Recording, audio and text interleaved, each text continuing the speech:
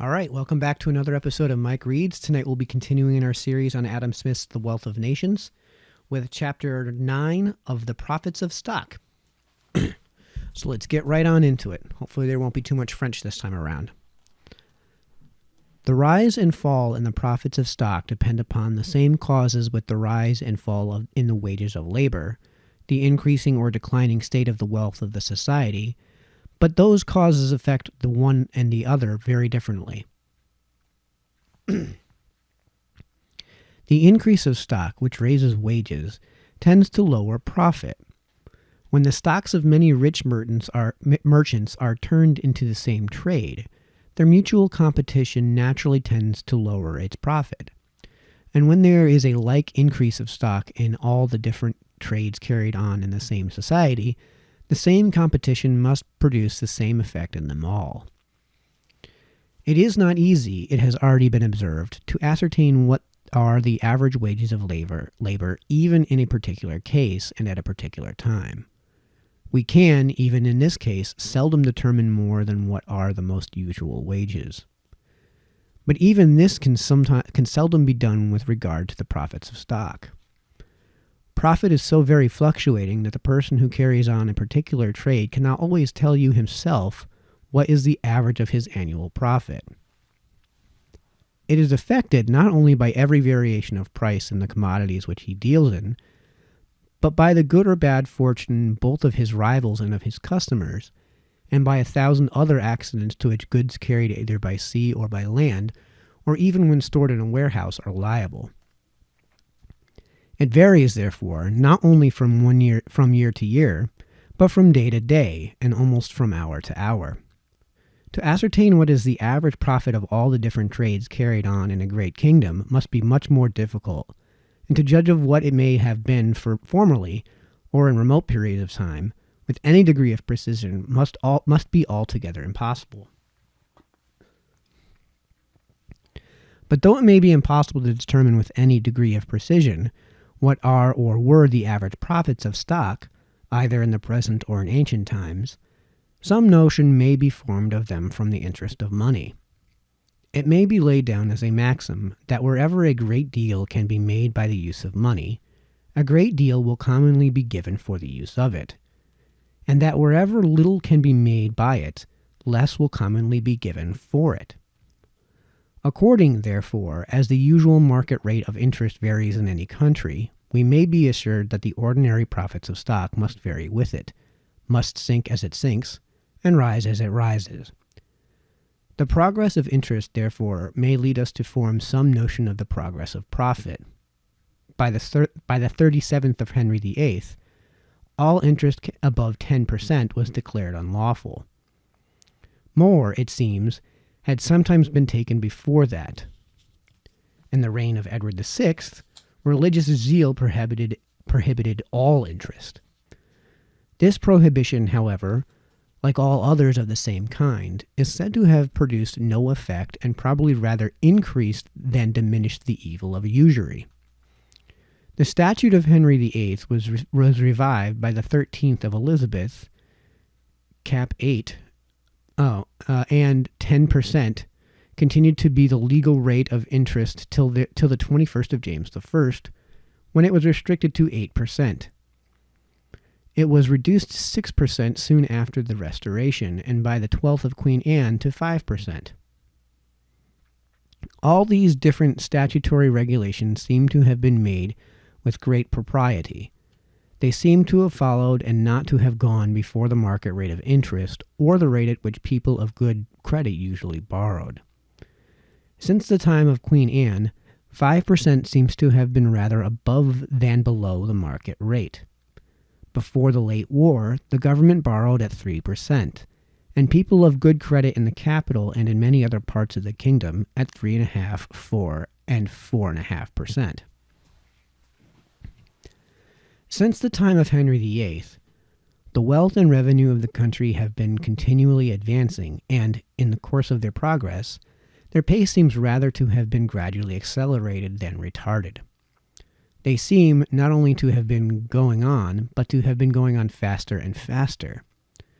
The wages of labor have been continually increasing during the same period, and in the greater part of the different branches of trade and manufactures, the profits of stock have been diminishing. It generally requires a greater stock to carry on any sort of trade in a great town than in a country village. The great stocks employed in every branch of trade and the number of rich competitors generally reduce the rate of profit in the former below what is in the latter. But the wages of labor are generally higher in a great town than in a country village. In a thriving town, the people who have great stocks to employ frequently cannot get the number of workmen they want, and therefore bid against one another in order to get as many as they can, which raises the wages of labor and lowers the profits of stock. In the remote parts of the country, there is frequently not stock sufficient to employ all the people, who therefore bid against one another in order to get employment, which lowers the wages of labor and raises the profits of stock. In Scotland, though the legal rate of interest is the same as in England, the market rate is rather higher. People of the best credit there seldom borrow under 5%.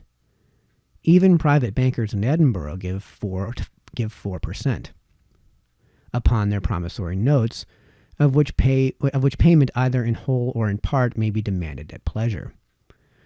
Private bankers in London give no interest for the money which is deposited with them. There are very few trades which cannot be carried on with a similar stock in Scotland than in England. The common rate of profit, therefore, must be somewhat greater. The wages of labor, it has already been observed, are lower in Scotland than in England. The country, too, is not only much poorer, but the steps by which it advances to a better condition, for it is evidently advancing, seem to me much slower and more tardy. The legal rate of interest in France has not, during the course of the present country, been always regulated by the market rate. In 1720, interest was reduced from the 20th to the 50th penny, or from 5 to 2%. In 1724, it was raised to the 30th penny, or to 3 1/3%. In 1725, it was again raised to the 20th penny, or to 5%. In 1776, during the administration of Mr. Laverdy, it was reduced to the 25th penny, or to 4%. The Abbé Terry raised it afterwards to the old rate of 5%. The supposed purpose of many of those violent reductions of interest was to prepare the way for reducing that of the public debts, a purpose which has sometimes been executed. France is perhaps in the present times not so rich a country as England, and though the legal rate of interest has in France frequently been lower than in England, the market rate has generally been higher. For there, as in other countries, they have several very safe and easy methods of evading the law. The profits of trade, I have been assured by British merchants who had traded in both countries, are higher in France than in England, and it is no doubt upon this account that many British subjects choose rather to employ their capitals in a country where trade is in disgrace than in one where it is highly respected. The wages of labor are lower in France than in England. When you go from Scotland to England, the difference which you may remark between the dress and countenance of the common people in the one country and in the other sufficiently indicates the difference in their condition. The contrast is still greater when you return from France. France, though no doubt a richer country than Scotland, seems not to be going forward so fast.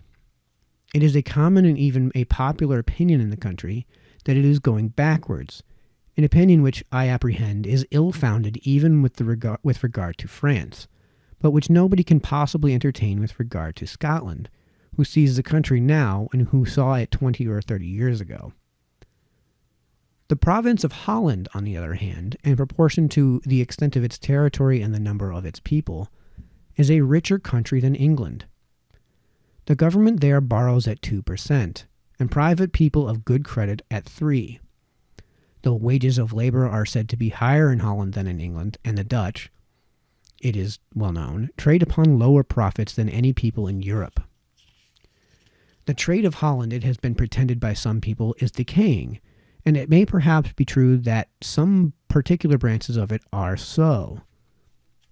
But these symptoms seem to indicate sufficiently that there is no general decay.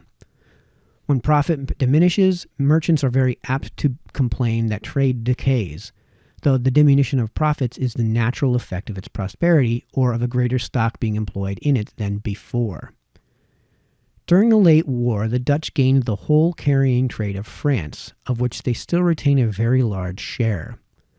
The great property which they possess both in the French and English funds, about 40 million, it is said, in the latter, in which I suspect, however, there is a considerable exaggeration, the great sums which they lend to private people in countries where the rate of interest is higher than in their own, are circumstances which no doubt demonstrate the redundancy of their stock, or that it has increased beyond what they can employ with tolerable profit in the proper business of their own country. But they do not demonstrate that business has decreased. As the capital of a private man, though acquired by a particular trade, may increase beyond what he can employ in it, and yet that trade continues to increase too, so may likewise the capital of a great nation. In our North American and West Indian colonies, not only the wages of labor, but the interest of money, and consequently the profits of stock, are higher than in England. In the different colonies, both the legal and the market rate of interest run from 6 to 8%. High wages of labor and high profits of stock, however, are things, perhaps, which scarce ever go together, except in the peculiar circumstances of new colonies.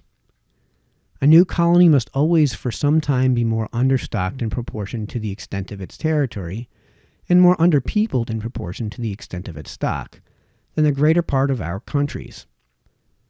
They have more land than they have stock to cultivate. What they have, therefore, is applied to the cultivation only of what is the most fertile and most favorably suited, the land. Near the seashore and along the land near the seashore and along the banks of navigable rivers. Such land is too frequently purchased at a price below the value even of its natural produce. Stock employed in the purchase and improvement of such lands must yield a very large profit, and consequently afford to pay a very large interest.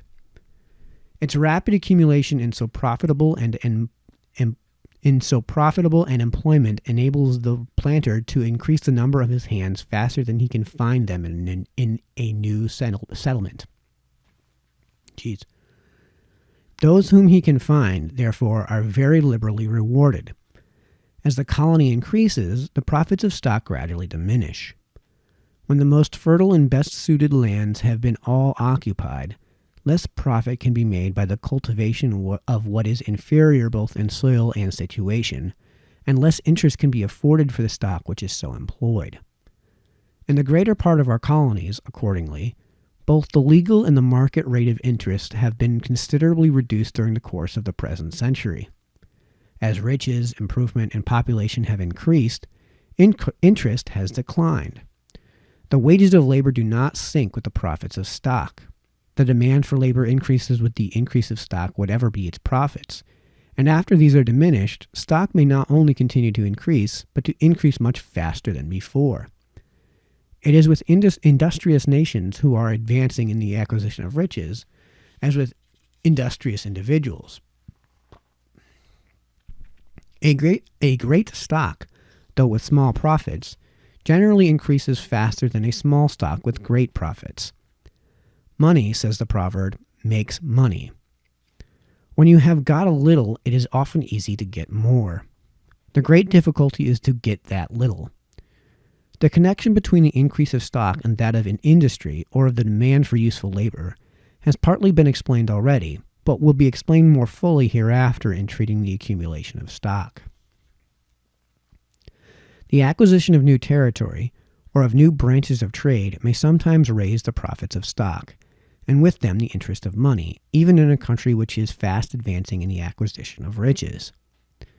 The stock of the country not being sufficient for the whole accession of business which such acquisitions present to the different people among whom it is divided, is applied to those particular branches only which afford the greatest profit. Part of what had been part of what had before been employed in in other trades is necessarily withdrawn from them and turned into some of the new and more profitable ones. In all those trades, therefore, the competition comes to be less than before.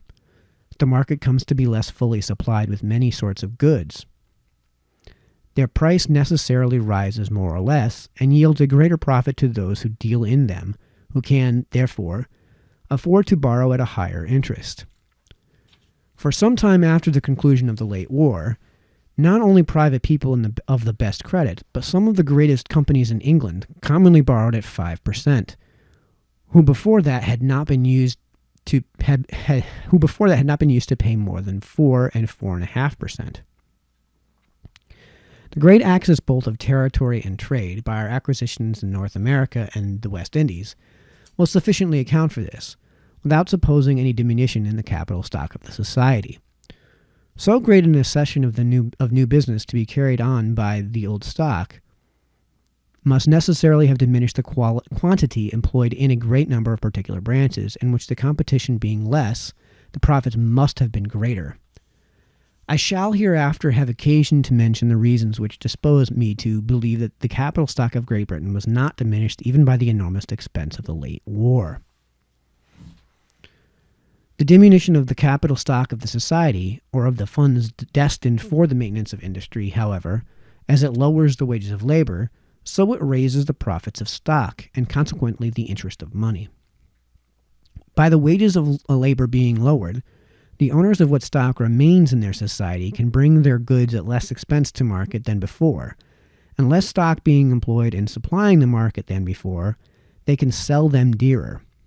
Their goods cost them less, and they get more for them. Their profits, therefore, being augmented at both ends, can well afford a large interest. The great fortunes so suddenly and so easily acquired in Bengal and the other British settlements in the East Indies may satisfy us that, as the wages of labor are very low, so the profits of stock are very high in those ruined countries. The interest of money is proportionately so.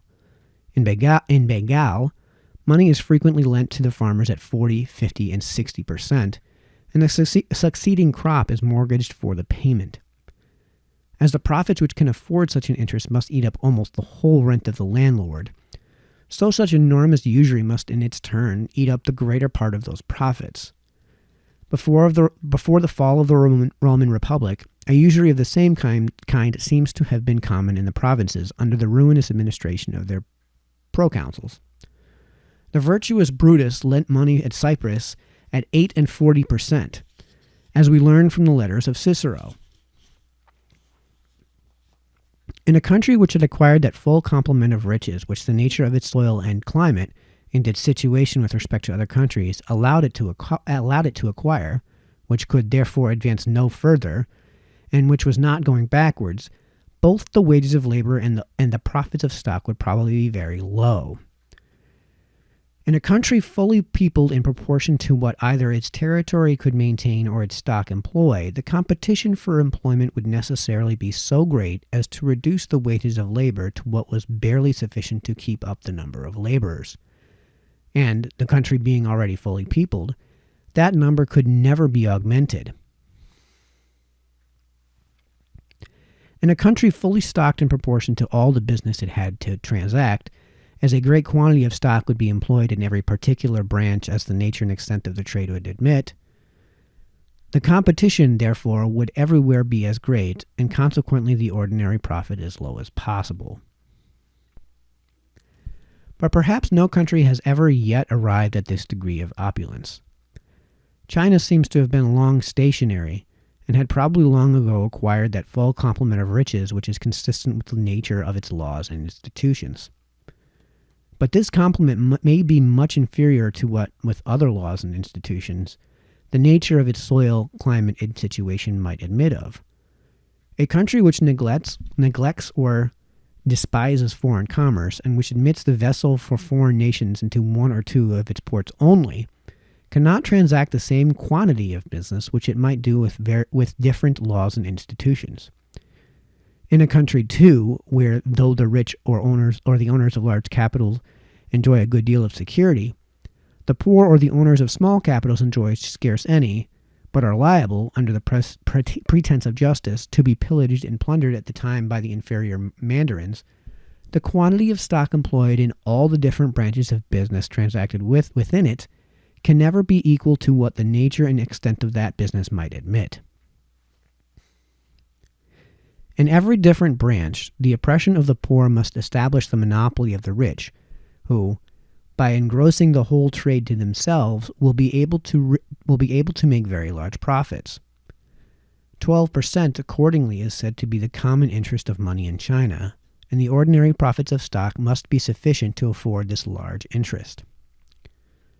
A defect in the law may sometimes raise the rate of interest considerably above what the condition of the country as to wealth or poverty would require. When the law does not enforce the performance of contracts, it puts all borrowers nearly upon the same footing with bankrupts or people of doubtful credit in better regulated countries. The uncertainty of recovering his money makes the lender exact the same usurious interest which is usually required from bankrupts. Among the barbarous nations who overran the western provinces of the Roman Empire, the performance of contracts was left for many ages to the faith of the contracting parties. The courts of justice of their kings seldom intermeddled in it. The high rate of interest which took place in those ancient times may perhaps be partly accounted for from this cause. When the law prohibits interest altogether, it does not prevent it. Many people must borrow, and nobody will lend without such a consideration for the use of their money as is suitable, not only to what can be made by the use of it, but to the difficulty and danger of evading the law. The high rate of interest among all Mahometan nations is accounted for by Mr. Montesquieu, not from their poverty, but partly from this, and partly from the difficulty of recovering their money. The lowest ordinary rate of profit must always be something more than what is sufficient to compensate the occasional losses to which every employment of stock is exposed. It is this surplus only which is neat or clean profit. What is called gross profit comprehends frequently not only this surplus, but what is retained for compensating such extraordinary losses. The interest which the borrower can afford to pay is in proportion to the clear profit only. The lowest ordinary rate of interest must, in the same manner, be something more than sufficient to compensate the occasional losses to which lending, even with tolerable prudence, is exposed. Were it not more, charity or friendship can be the only motives for lending. In a country which had acquired its full complement of riches, where in every particular branch of business there was the greatest quantity of stock that could be employed in it, as the ordinary rate of clear profit would be very small, so the usual market rate of interest which could be afforded out of it would be so low as to render it impossible for any but the very wealthiest people to live upon the interest of their money. All people of small or middling fortunes would be obliged to superintend themselves the employment of their own stocks. It would be necessary that almost every man should be a man of business, or engage in some sort of trade. The province of Holland seems to be approaching near to this state. It is there unfashionable not to be a man of business. Necessity makes it usual for almost every man to be so, and custom everywhere regulates fashion. As it is ridiculous not to address, so is it, in some measure, not to be employed like other people. As a man of a civil profession seems awkward in a camp or a garrison, and is even in some danger of being despised there, so does an idle man among men of business. The highest ordinary rate of profit may be such as, in the price of the greater part of commodities, eats up the whole of what should go to the rent of the land, and leaves only what is sufficient to pay the labor of preparing and bringing them to market, according to the lowest rate at which labor can anywhere be paid, the bare subsistence of the laborer. The workman must always have been fed in some way or other while he was about his work. But the landlord may not always have been paid. The profits of the trade which the servants of the East India Company carry on in Bengal may not perhaps be very far from this rate. The proportion which the usual market rate of interest ought to bear to the ordinary rate of clear profit necessarily varies as profit rises or falls. Excuse me.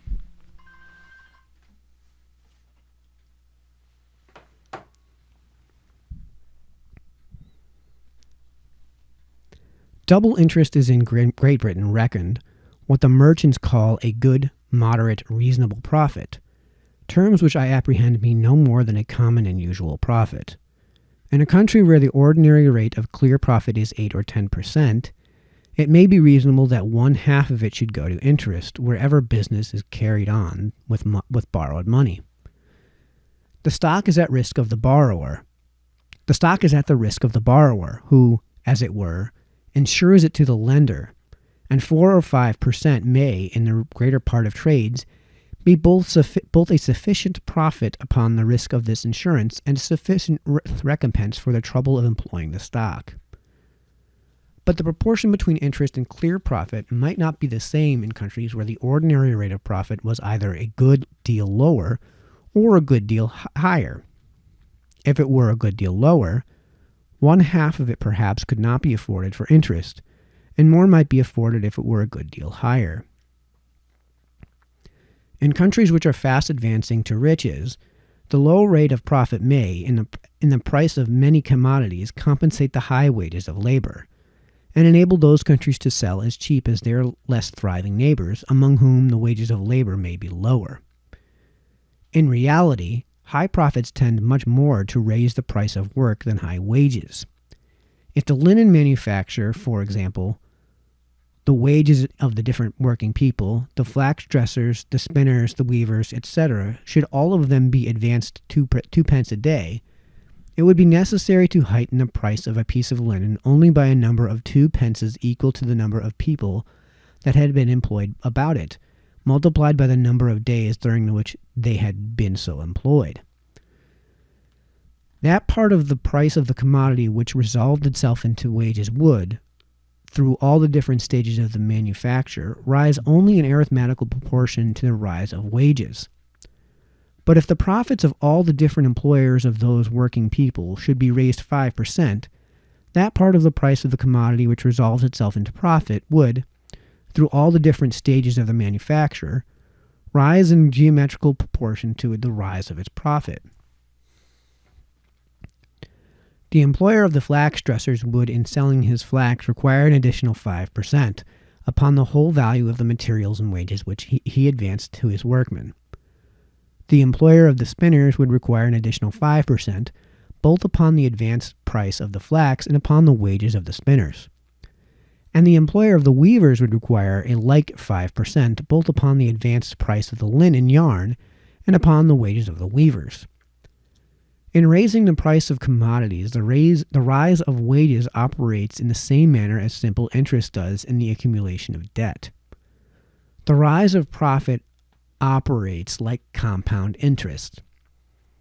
Our merchants and master manufacturers complain much of the bad effects of high wages in raising their price, and thereby lessening the sale of their goods both at home and abroad. They say nothing concerning the bad effects of high profits. They are silent with regard to the pernicious effects of their own gains. They complain only of those of other people.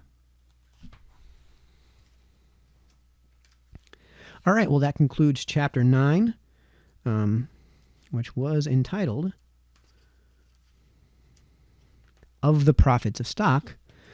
Tomorrow we'll be continuing with Chapter 10, Adam Smith's The Wealth of Nations, with Chapter 10, of wages and profit in the different employments of labor and stock.